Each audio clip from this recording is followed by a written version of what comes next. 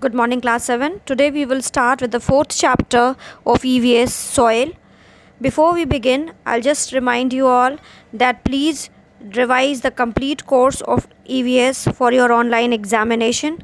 This chapter will be your last chapter for the online examination.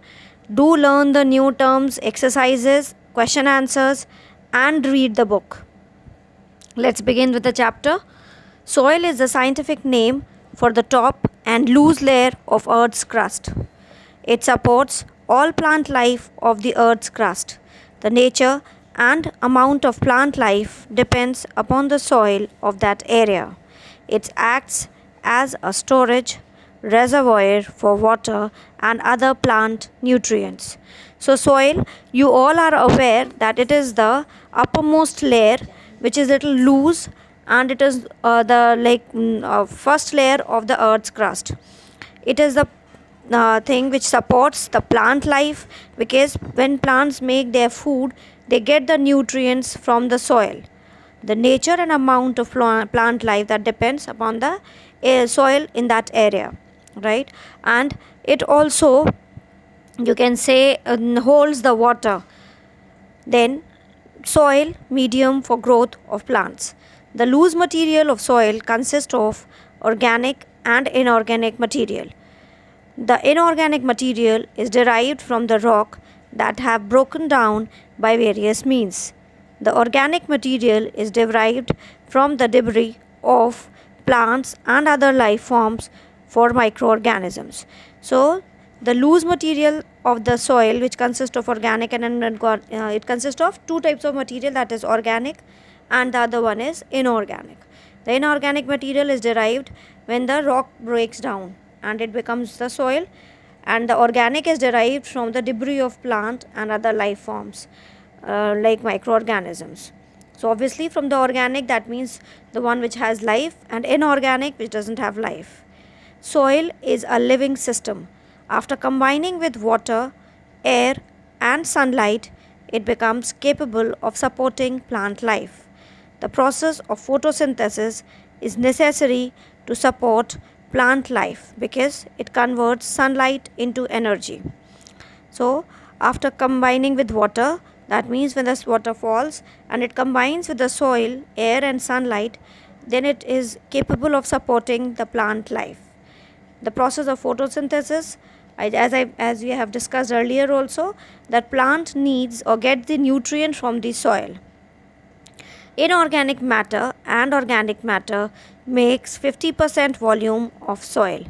The remaining 50% is pore space, which is the open space between the soil particles.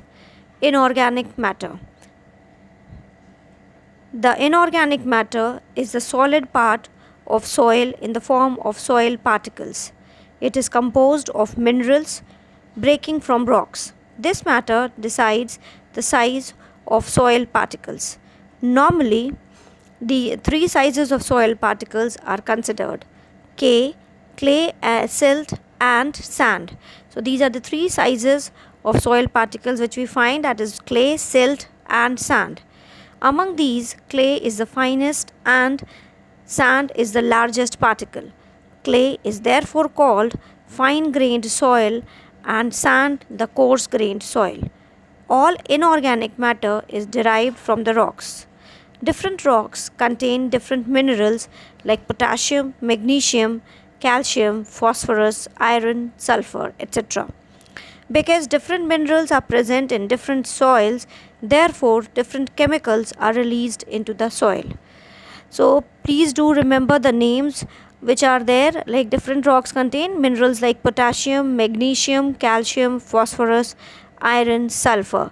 So what we can do is, we can make, using the first word of these letters, make one name and remember that name, so that these type of questions you can get in the exam.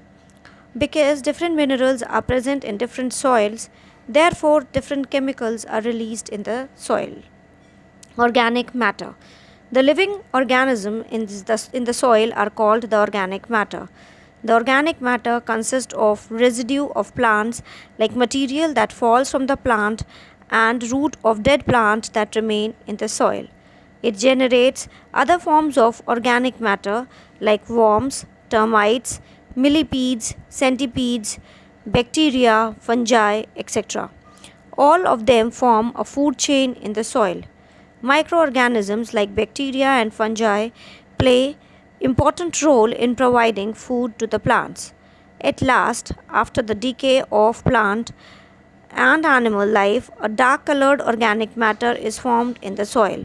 It is called humus. A dark colored organic matter formed in the soil is called humus.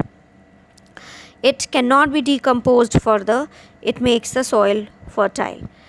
Please do read what is there in the box. Organic farming uses environmental friendly techniques that are free from synthetic pesticides and antibiotics. It maintains the health of soil. And the other is best example of bacterial action is formation of ammonia from plant and animal waste. So you must have heard that nowadays whatever we are eating, that is synthetic or not pure. That means the farmers, they are not using the organic pesticides which are available because they might be expensive, and that will not provide you the amount of productivity which the other inorganic pesticides may provide. So that's why we can say we are getting, the production has increased. That's the reason that we get things which are not available in particular season. For example, if you ask your parents, they will tell you that cauliflower initially was available only during the winters, but now you can eat it throughout the year.